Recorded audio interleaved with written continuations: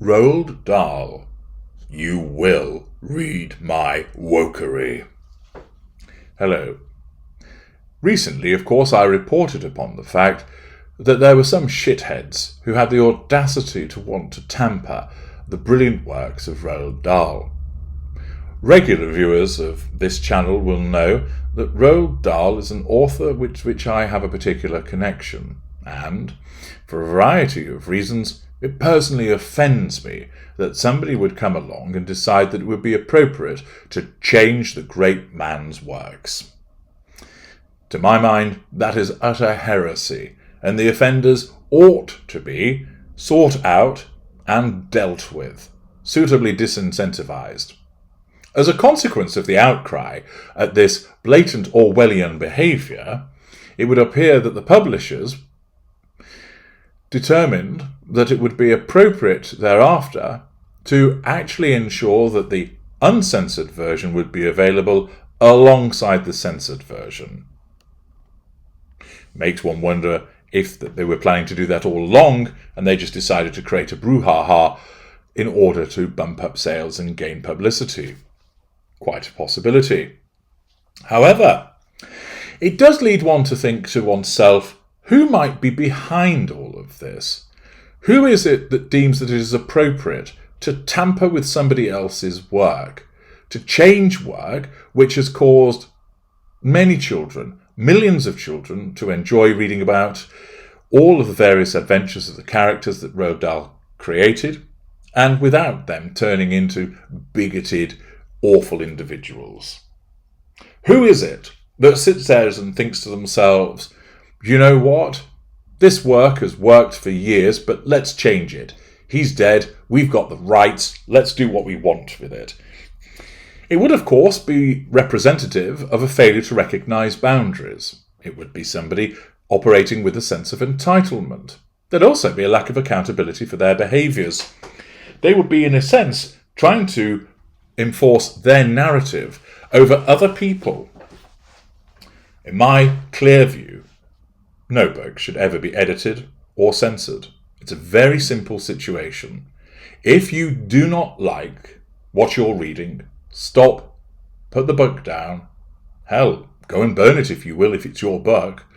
Then you're no longer offended by it. You can stop the offence. But somebody else may enjoy it, and it is as is the author intended.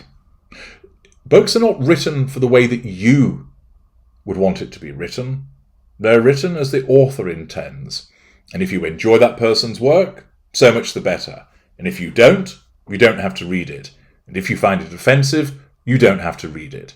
If a television programme contains material that you deem to be offensive, turn over the channel, switch off the television, go and do something more interesting instead. If you're watching a film and you find the content not to your taste, that you find it offensive, you can walk out of the cinema. You can stop watching the film at home. If you're listening to some music which contains lyrics which offend your little conch-like ears, guess what? You can press stop and stop listening to it. Or, if you can't influence it that way, you can remove yourself from where the sound is being generated. It is not your right to tell what should be written by somebody else. But of course, there are many individuals who believe that they are so entitled. Not all, of course, are narcissists. There are some individuals that, given some form of power and a skewed view of the world, wield that in an unnecessary manner.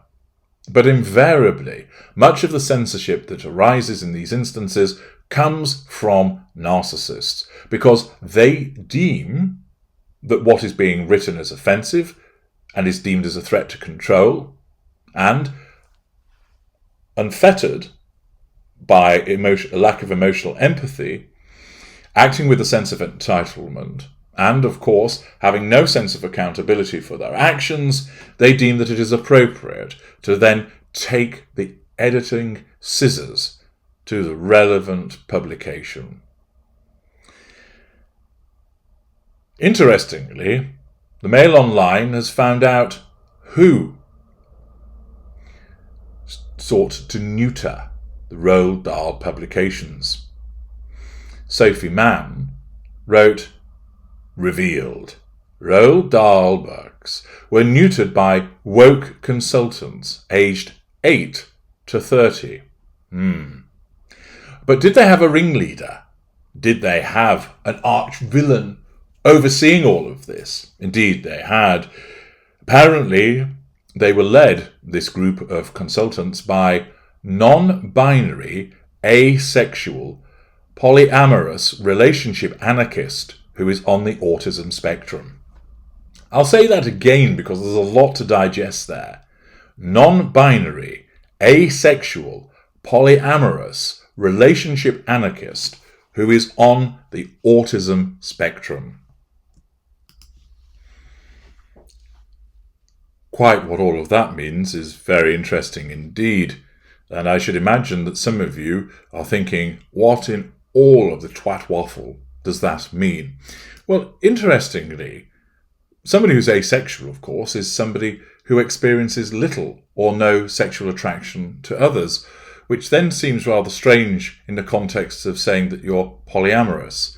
I suppose it might be argued that you want to have relationships with people, but you just don't want to have sex with them. I suppose that's the case, although polyamory is described as the practice of or desire for romantic relationships with more than one partner at the same time, with the informed consent of all partners involved.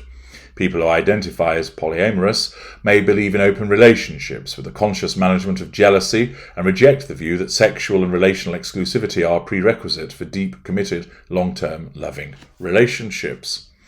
What on earth is relationship anarchy?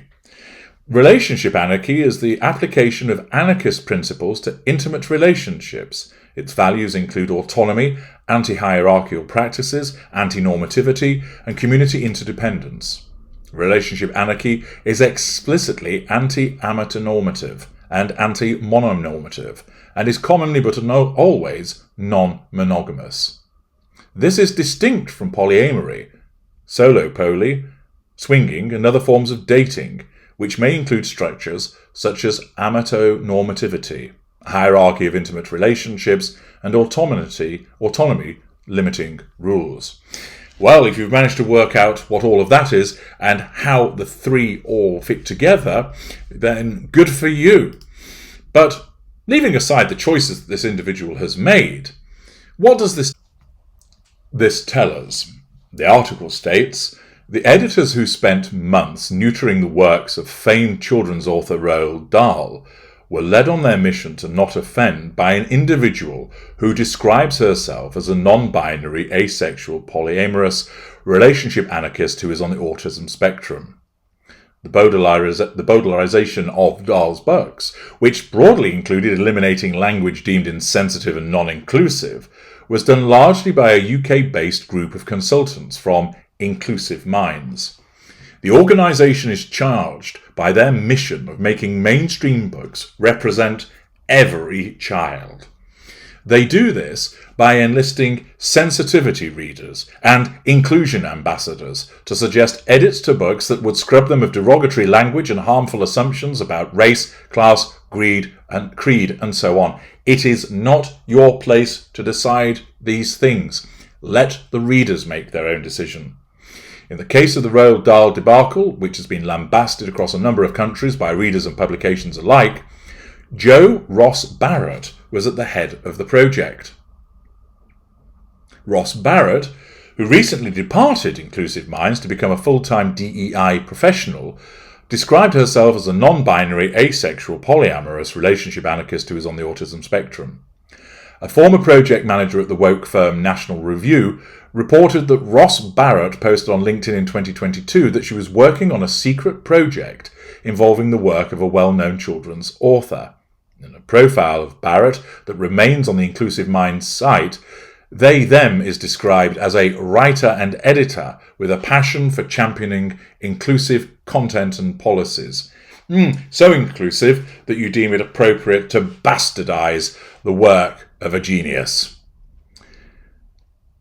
Barrett's previous work has been published in Bi-Able, an anthology about bisexuality and related identities, and AZE Journal, an online magazine for aromantic spectrum, asexual spectrum, and agender people. The profile continues, Jo is an autistic, non-binary, asexual, polyamorous relationship anarchist. She looks like a woman to me, so I'm going to call her she. If she wants to be known as they, that's fine for her, but she's female. She works with inclusive minds to help authors and make their books more authentically representative of marginalised groups, and have provided workshops and talks at a place at the Table 2020 and the UK Asexuality Conference 2019.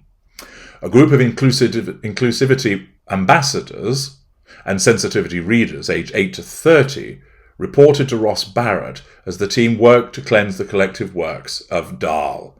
Cleanse. The audacity. The team together dismantled many of the colourful phrases and names that Dahl employed in his writing, and here is how they went about these changes.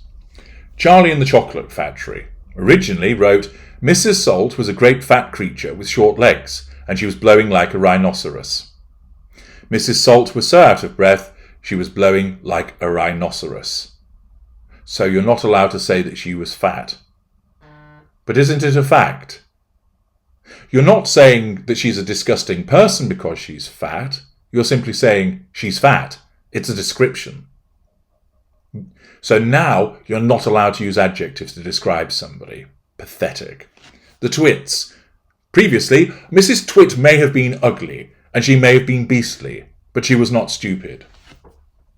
Mrs. Twit may have been beastly, but she was not stupid, so you can't describe her as ugly. But if she's got a face like a bag of spanners, or a bulldog chewing a wasp, or am I not allowed to say that any longer? That those entertaining descriptions have to be removed? It astonishes me that these individuals who decide, I am going to tell you all how you should address me as they, thus denying a biological fact, but I'm going to also say that you can't use the term ugly. So you're allowed to use labels where actually they're not applicable, and you're seeking to deny us the use of labels where they are applicable. Rank hypocrisy. Matilda, get your mother or father, now becomes get your family. That doesn't even make fucking sense. Get your family. That could mean aunt, uncle, grandmother, grandfather, although you're probably not allowed to call them that, brother or sister, cousin, second cousin, third cousin, twice removed. Mother or father is a specific role. A female who has given birth to a child is the mother. The man whose jizz was donated to that lady to cause conception is the father of that child. Furthermore, of course, there are step arrangements, but here it's the word mother and father, thus denoting a biological creation of that child.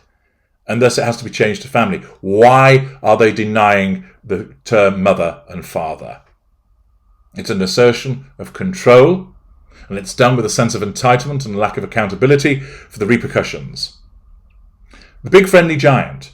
BFG, she said, would you please tell these rather dim-witted characters exactly what to do? BFG, she said, would you please tell them exactly what to do so you can't call them dim-witted? So someone who's a thicko, a bit of a plank, a dim-wit, a half-wit, a quarter-wit, a village idiot, an imbecile, or moron, we're not allowed to use those terms any longer. There are people who are stupid, and it is right to describe them as such. The enormous crocodile. We eat little boys and girls. We eat little children. Why? SEO Trot. I beg you to tell me, Mr. Hoppy, I'll be your slave for life. I beg you to tell me, Mr. Hoppy, you'll be my hero for life. Ridiculous. Fantastic Mr. Fox.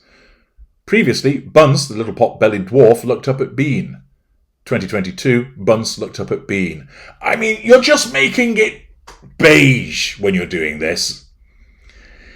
The descriptions that Dahl used were evocative. They conjured up so many brilliant images. And now, rather than thinking about the little pot-bellied dwarf, what does Bunce look like? You don't know because there's no description. You're stripping the books of what made them brilliant.